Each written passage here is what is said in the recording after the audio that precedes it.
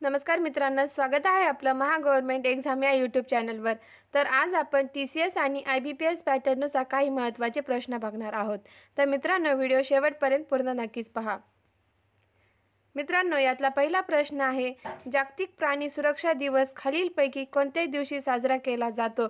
Option आहे 29 September, 4 October, 15 March आणि यापैकी नाही। तर याचं उत्तर आहे 4 ऑक्टोबर। 4 ऑक्टोबर हा जागतिक प्राणी सुरक्षा दिन म्हणून साजरा केला जातो। 29 सप्टेंबर हा जागतिक हृदय दिन म्हणून साजरा केला जातो आणि 15 मार्च हा जागतिक ग्राहक दिन म्हणून साजरा केला जातो। पुढचा प्रश्न, आदिम समाजातील व्यापाराच्या प्रारंभिक स्वरूपाला काय म्हणतात, ज्यामध्ये वस्तूंची थेट देवाणघेवाण होत असे? याचं उत्तर आहे वस्तू विनिमय प्रणाली। दमणगंगा नदी खालीलपैकी कोणत्या पर्वत रांगेत उगम पावते? याचं उत्तर आहे सह्याद्री पर्वत रांगेत उगम पावते।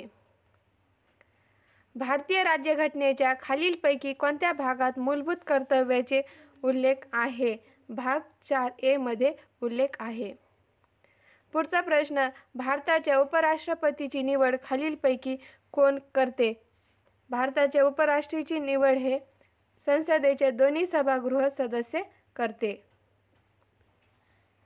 पुढचा प्रश्न, 2023च्या खेलो इंडिया हिवाळी क्रीडा स्पर्धेत खालीलपैकी कोणत्या राज्य केंद्रशासित प्रदेशाने सर्वाधिक स्वर्ण पदके जिंकली आहे? याचं उत्तर आहे जम्मू आणि काश्मीर याने सर्वाधिक स्वर्ण पदके जिंकली आहे। पुढचा प्रश्न, खालीलपैकी कोणत्या IIT संस्थेने रस्ते अपघात रोखण्यासाठी हे प्लॅटफॉर्म विकसित केले आहे? याचं उत्तर आहे IIT मद्रास। ज्योतिराव गोविंदराव फुले यांनी 1873 मध्ये प्रकाशित झालेल्या त्यांच्या या पुस्तकात ब्राह्मीण वर्चस्वाखाली शूद्रांच्या गुलामगिरीच्या ऐतिहासिक मूळ संकल्पाचे सविस्तर वर्णन केले आणि त्यांची तुलना आफ्रिकी अमेरिकी लोकांची गुलामगिरीशी केली आहे। याचं उत्तर आहे गुलामगिरी या पुस्तकामध्ये। पुढचा प्रश्न, राष्ट्रपती पद रिक्त झाल्यास आणि उपराष्ट्रपती उपलब्ध नसल्यास राष्ट्रपती म्हणून कोण कारभार सांभाळतो? याचं उत्तर आहे भारताचे मुख्य न्यायमूर्ती। व्यावसायिक बँकांनी राखीव ठेवलेले एकने ठेवणीच्या टक्केवारीला काय म्हटले जाते? याचं उत्तर आहे राखीव ठेव गुणोत्तर म्हटले जाते। कोणत्या देशाने आपली पहिली अंतराळ संस्था सुरू केली आहे आणि 2045 पर्यंत मंगळावर उतरण्याची योजना आखली आहे? याचं उत्तर आहे दक्षिण कोरिया। पुढचा प्रश्न, सांस्कृतिक आणि शैक्षणिक हक्क हे भारतीय राज्यघटनेच्या खालीलपैकी कोणत्या अनुच्छेदाशी संबंधित आहे? याचं उत्तर आहे अनुच्छेद 29 आणि 30।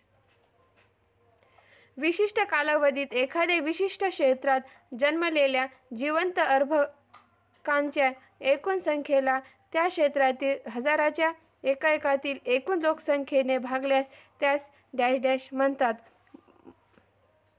जन्मदर असे म्हणतात। पुढचा प्रश्न, अंगामी ही डॅश डॅश राज्यात आढळणारी एक महत्त्वाची जमात आहे? नागालँड या राज्यात। मेगन हे उष्णकटिबंधीय चक्रवादळ कोणत्या देशात आलेले आहे? याचं उत्तर आहे ऑस्ट्रेलिया या देशात मेगन। 18 मार्च 2024 रोजी ऑस्ट्रेलियातील कॅपेंटेरिया खाडीच्या किनारपट्टीवर मेगन हे उष्णकटिबंधीय चक्रीवादळ आले होते।